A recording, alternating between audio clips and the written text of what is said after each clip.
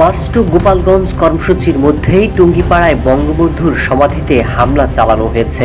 বেশ কিছুদিন ধরেই এখানে হামলার পরিকল্পনা ছিল অনেকের। অবশেষে এখানে হামলা চালিয়ে প্রায় নিশ্চিহ্ন করা হয়েছে শেখ মুজিবের কবর।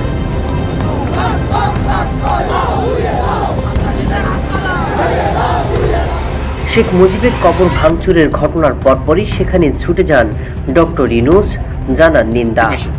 It's not as simple going and taking evidences and writing reports about it. 16 July march to Gopalganj কর্মসূচি ঘোষণা করেন সার্জিস আলম। হুঁশিয়ার করেন, গোপালগঞ্জ কারো বাপের নয়।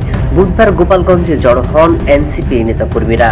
এ সময় ঘটে এমন ঘটনা।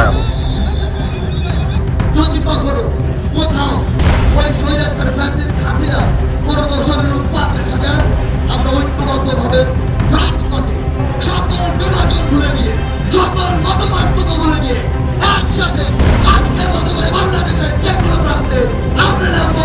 এদিকে এই ঘটনায় জামাতকে দোষারোপ করছেন কেউ কেউ। তবে অনেকেই বলছেন, শেখ মুজিবের বাড়ির পর কবরে হামলার ঘটনা একেবারে অনাকাঙ্ক্ষিত।